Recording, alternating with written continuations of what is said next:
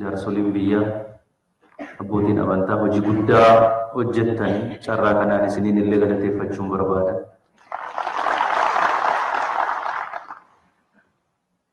Obboloowwan keenya biyya alaa jiraataa turan gaafa simanni irraa kaasne kan kaleessaarra walitti dhiyeenyi keenya har'a wayya jedheetanii nan yaada. Kan kaleessaarra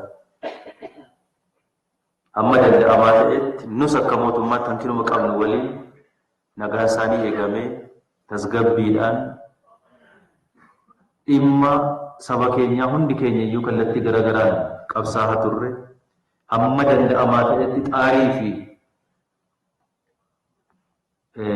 rakkina hedduu iyyuu haa qabaatu malee mataa walitti hidhuu nurra jiraata jennee halkanii guyyaa waliin hojjetaa jirra.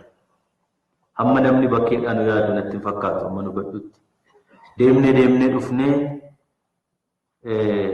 gumii gaaddisa hoggansa Oromoo jennee walitti dhufnee ijaarrannee waan qabnu gumii keenya keessa sanatti mari'achuu jalqabnee jirra waan ta'eef kun abdii guddaadha.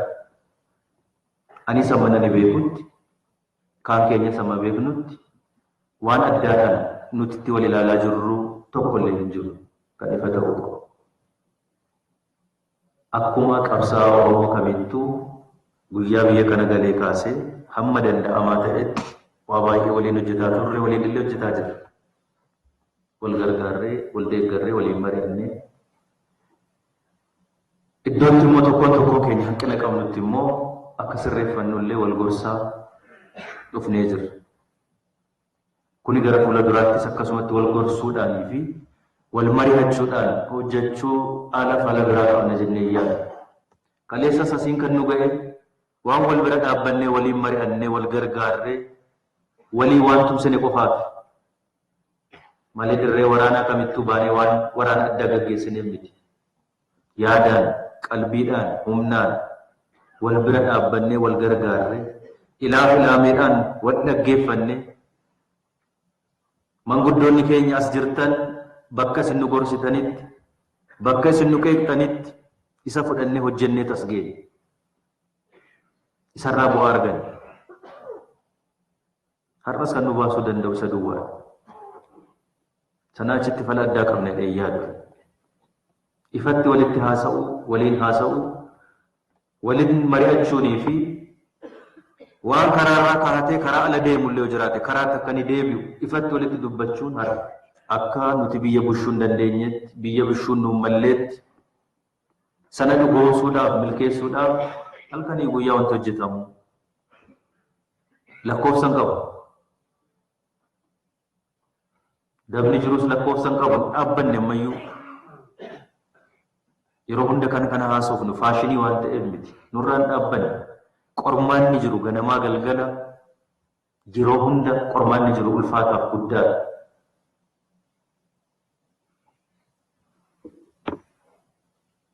Kanaaf odeeffannoo walii kennanii wal hubatanii wal dhagahanii waliin mari'achuudhaan hojjechuun dhimma qaama muraasa irratti murna muraasa irratti gatamu otoo hin ta'in dhimma hunda keenyaati jedhee yaada. Dhimma beekaa keenya, hayyoota keenya, hoggantoota keenya, jaarsa biyyaa keenya, dargaggeessa keenyaaf jedhee tayyaadha. Yeroo kamuu caalaa waliin mari'achuunii fi waliin haasa'uun baay'ee barbaachisaadha. Dhalli Oromoo kan inni bakkeetti ba'ee du'e, kan isin dhamaatan, rakkattan, nuti kan dhamaane, namni hunduu kan inni dhama'e, uummata keenya irraa duuti akka dhaabatuuf, rakkinni akka inni dhaabatuuf. Dararaan hidhaan akkan irraa dhaabatuufi malee deebisnee akka wal ajjeesnuuf miti. Deebisnee hokkorrii fi rakkinni Oromiyaa keessatti naannoo keenya keessatti uummata keenya irratti akka inni qaqqabuuf akka inni ga'uuf miti. Hin turre. Garuu immoo baay'ee nu milkaa'an jiru. Waan xinnoodha kan nu milkaa'e.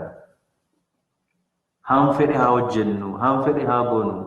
Hamma hokkorriif rakkinni duuti Oromoo irraa uummata keenya irraa dhaabbatiin sa'a 24 miti 48 yoo xaarre yoo lafaane faayidaan qabu.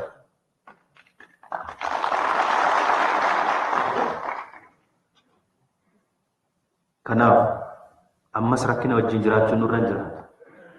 Gadi teenyee haasa'uu qaba. beekaan keenya hayyuun keenya jaarsi biyyaa hoggansi Oromoo gadi teenyee haasa'uu fi ifatti walitti dubbachuu danda'utu nurra jira. Walitti haasa'u nurra jira. Hoggans biras rakkoon jiru yoo jiraate ifatti nutti himamuu danda'utu irra jira. Nuti Shimallisiin asiin kan ga'e, asiin kan dhaabe eenyu miti, digirii isaa miti, sartifikeetii isaa miti, qabsoo Oromooti. Yoo har'a kana dagata ta'e gatiin qabu, doofummaadha. Dooktar Abiyyiin lammaa barcuma kanarra kan kaa'e asiin kan ga'e qabsoo dhiiga lafee ilmaan Oromooti. Kana sa'aatii tokkoof miti, daqiiqaa tokkoof miti, sakandii tokkoof hin daganna yoo ta'an doofummaadha, wallaalummaadha.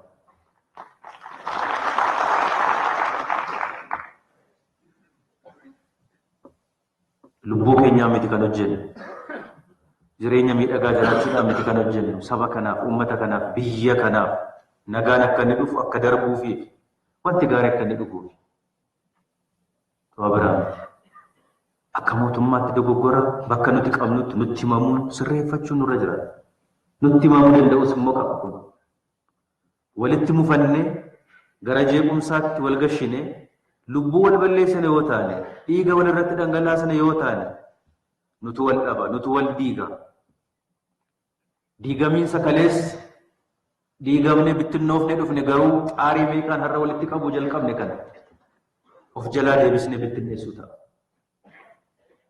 Of jalaa deebisnee diiguu ta'a. Gaafa diigamne gatiin qabu. Tokkummaa keenyaan alatti taakkuu tokko fuulduratti kan nu deemsisuu danda'u hin jiru. Taakkuu tokko fuulduratti kan nu oofuu danda'u hin jiru. Amantaan lubbuu fi amantaan nu qooda yoo ta'e, iddoon nu itti dhalannee nu qoodamna yoo taane, waan garaagaraatiin qoodamna yoo taane, hin bittinnoofne, hin saaxilamne, rakkanna, rakkoo kanaa olitti of gashina, wal gashina. Kun itti yaadamuu qaba. Uummanni keenya guutuun itti yaaduu danda'utu irra jira. Mariidhaan akkasitti waliin teenyee ituu kana hojjechuu qabdanii kanan hojjenne, ituu kana hojjechuu maltanii kanan hojjenne jettanii nutti himuun, qaama mootummaatti himuun, sirreessuun barbaachisaadha. Iddoon sirreefnetti immoo waliin taanee tarkaanfii waliin fudhachaa deemuun nu fayyada. Yoo ilaame akkasii wal gorfachaa fi walitti himaa yoo deemne rakkoo keenya waan barbaadu waan nuyi biraan ga'iniif hin jiru. Garuu hokkora keessa, rakkina keessa, wal ajjeesuu fi wal miidhuu keessa rakkina malee bu'aan gaarii dhufuu hin danda'u waan ta'eef an dubbii kana dhaabbannee ilaaluun wal gargaarree ammas gadi teenyee marii kana duwwaan natti hin fakkaatu. Gadi teenyee qeerroo keenya waliin, qarree keenya waliin, beekaa keenya waliin, hayyoota waliin teenyee sirriitti mari'achuunii fi dubbii bu'uuraa lafa kaawwachuun nurra jiraata jedhee tayyaadha. Amanna nullee.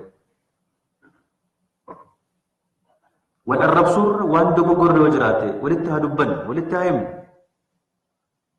waliin haa sirreessine. Kana duwwaatu nu baasa. Waan biraa ammaan booda nuti nu gidduutti dhiisaa warra mootummaa hooggan qabsaa'ota Oromoodhaaf qabsaa'an gidduuttuu garaagarummaan kaleessaa har'aa fi boru dhalachuu qaba jennee nuti hin amannu. Yoo dandeenye halkanii guyyaa kan nuti hojjechuu qabnu mataa walitti hidhuudha, tokko godhuudha, walitti fiduudha, walitti araarsuudha. Uummanni keenya kan inni watwaatu, kan inni ganamaaf galgala eebotu, aru nuti adda baanee adda facaanee nu arguutu hin ta'in tokko taanee wal bira dhaabbannee humna walii taanee nu arguu barbaada. Nus hojjenne kana kan hojjechuu qaba. Hayyuun keenya beekaan keenya nu gargaare kanarratti kan nu gargaaruu qaba. Hojii nuti hojjennu irratti immoo iddoo humna dhabneef nu hanqate irratti nu gargaaree qaawwa keenya guutaa wal deeggarree hojjechaa deemuutu nurra jiraata. Kanaafuu an dubbii kana keessumaa waan nagaa Oromiyaa waan jeequmsa gidduu kanaa qofatu hin ta'in walii gala rakkoodhuma naannoo keenya keessa jiru akkamitti furanna, akkamitti hiikkannaan dhaabbannee teenyee mari'annee hiikuutu nurra jiraata. Namni nu hiikuu hin danda'u. dubbii kana namni nuuf fixuu danda'u hin jiru. Fixachuun nurra jiraata. Nuttaa mi'aawu haa hadhaa'u dubbii fixachuun barbaachisaadha. Waan ta'eef ani dhimmi tokkummaa keenya, dhimmi nageenyi Oromiyaa, dhimmi wal hubannee wal gargaarree wal gorfachaa karaatti wal deebisaa wal gargaarree hojjechuu dhimma guddaa ta'ee ilaalamuu danda'uutu irra jiraata. Ija kanaan hundi keenya yoo wal gorfannee wal gargaarree yoo hojjenne rakkoo kana keessaas rakkoo nuyi dabarre miti. Nuti biyya kanaaf ilaala. Waan nu hojjennu kanatti hundi hin gammadu. Hundi yoo dallanuu baatellee kan bisheessuu barbaadu, kan summiitti naqu baay'ee. Waan tokko dagachuun nurra jiraate dhayyaa. An dhuunfaa kootii waan baay'ee dogoggoruu nan danda'a. Dooktar Abiy dhuunfaa isaatii waan baay'ee dogoggoruu hin danda'a ilma namaati. Shimallis ilma namaati waan baay'ee dogoggoruu hin danda'a. Dogoggorallee immoo qabna hin qabnu hin jedhu.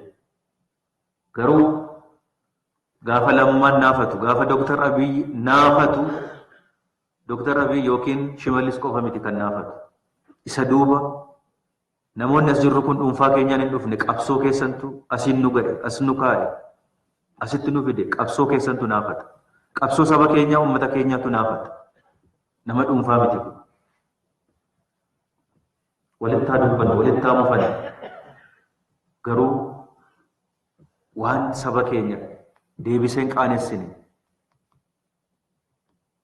rakkinatti hin finne dhaabbannee yaaduun lama dhaabbannee yaaduun baay'ee barbaachisaadha. Nageenya naannoo keenya qofaaf itoo hin ta'in waan dhimma keenya walii galaa irrattu teenya waliin mari'achuudhaaf nuti qophaa'aadha. Walittaa dubbannu garuu immoo wal gargaarree wal deeggarree waan kaleessa arganne kan harka keenya keessa akka hin baane goonee eeggachuun dirqama hunda keenyaati waan ta'eef wal gargaarree haa hojjennu.